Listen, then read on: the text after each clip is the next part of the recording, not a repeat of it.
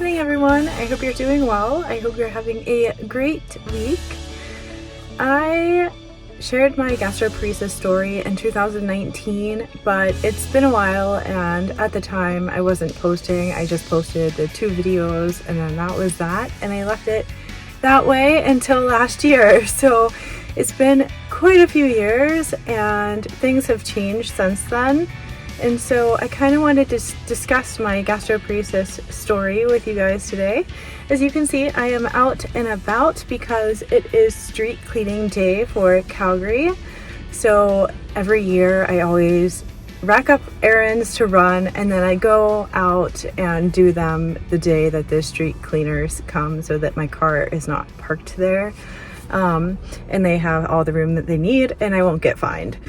So anyway, what is gastroparesis? Gastroparesis is a condition in which the stomach does not empty properly.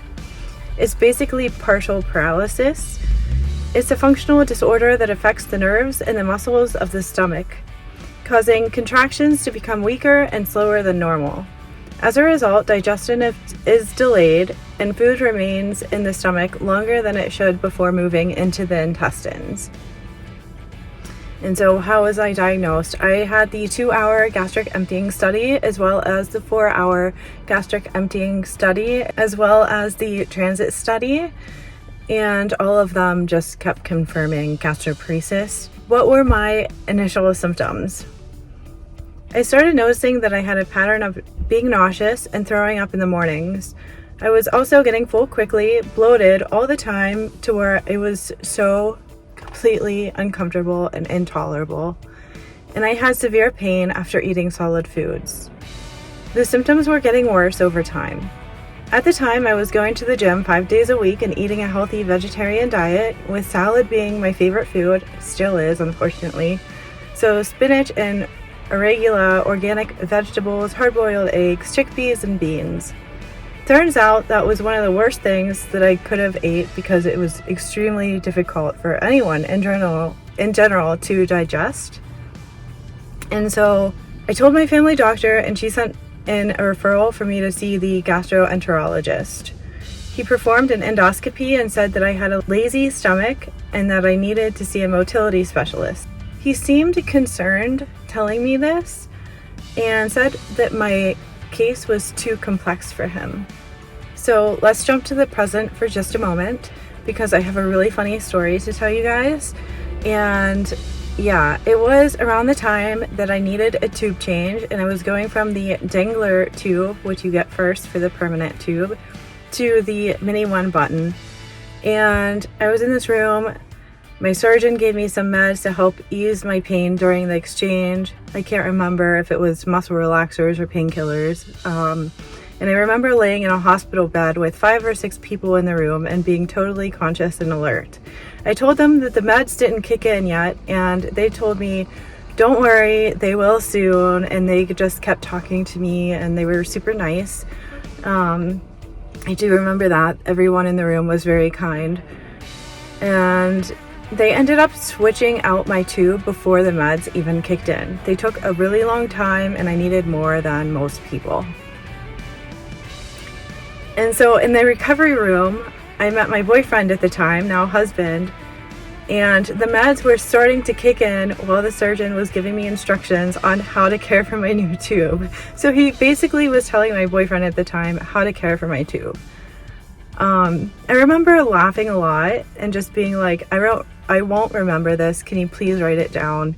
We all laughed, and my surgeon wrote everything down for me. Then the follow-up appointment was productive and very helpful. I think it's because I have EDS, the drugs took longer to kick in, and I needed more than normal. So what's my relationship with food nowadays? For someone who has a feeding tube, I'm not picky at all. I love food, and I still love to try new foods as long as it doesn't have scales or it's not looking back at me or is a bug. I avoid my trigger foods as they make me throw up or cause severe pain or severe constipation and unfortunate symptoms like that. But I still eat what I can so that I can continue to exercise my stomach muscles. So what are my new safe foods? Well, seafoods aren't safe while I'm flaring, but my favorite foods now are watermelon, avocados, cookies, fries, or mashed or scalloped potatoes, cooked baby carrots. I love pancakes, and Stampede has free pancakes everywhere. I'm so excited this year for Stampede, and Jello and pudding and cake and basically things like that that are super easy to digest. And what was my treatment? So I made an appointment with a motility specialist in Pittsburgh back in the day, and he ran a bunch of testing. We tried different medications, protein shakes, and diets, and nothing helped. I was losing weight, and labs were stating that I was malnourished. Unfortunately, this doctor gave up on me and didn't refer me to anyone else. It was up to me to push forward. And I made an appointment to see someone in the Cleveland Clinic. I was 107 pounds, and I don't know if you can tell in my videos, but I'm really tall. I had a 4-hour gastric emptying study done and was diagnosed with small intestinal dysmotility, colonic inertia, and GP. They also looked at the testing that I had done at Pittsburgh and what I've tried so far. They put me on another medication, but my body wasn't getting used to it, and it was causing way too many side effects. So then I was referred to see a GI surgeon who worked in the same office as my motility specialist at the Cleveland Clinic.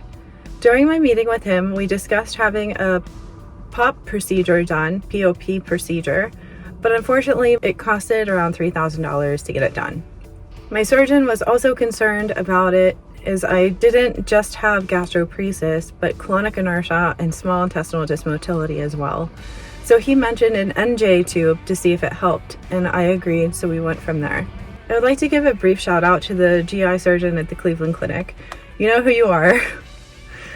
Thank you for being so supportive, empathetic, and kind-hearted. You are one in a million, and I'm alive today because of you. What types of tubes did I have placed? So in April 2019, I had an NJ tube placed before receiving the more permanent J tube in October of the same year.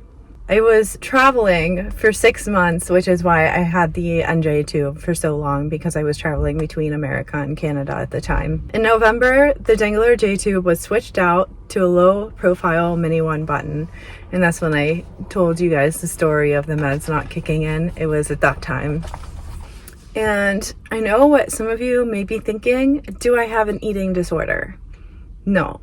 I've seen multiple doctors for my physiological GI issues, and not once has anyone mentioned that I have an eating disorder, nor do I think I have one. I love food. I love eating food.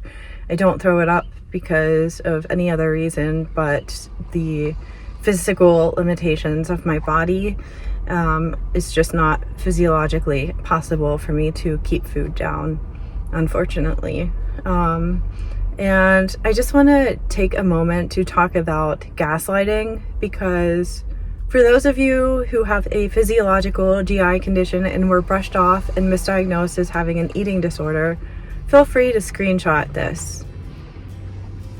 I'm just going to put this here because so many of us have been gaslit and mistreated and misdiagnosed with an eating disorder when we had a physiological issue in our bodies. And changing your diet and doing eating disorder treatment is not going to help someone who can't literally hold down food due to a physiological or physical issue in their body.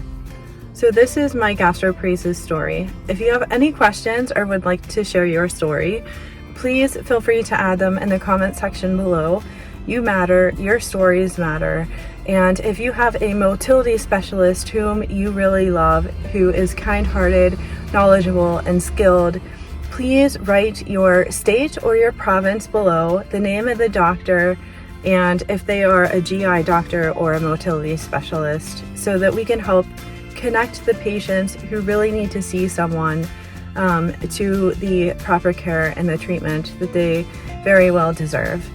And with that said, guys, I'm going to wrap it up here. I hope you are having a beautiful evening. I hope you have a great day tomorrow. I hope you have a ton of adventures planned for this weekend. And I hope that you always remember that you are indeed incurably awesome. I'll see you next Tuesday at 5 p.m. Mountain Time. Bye for now.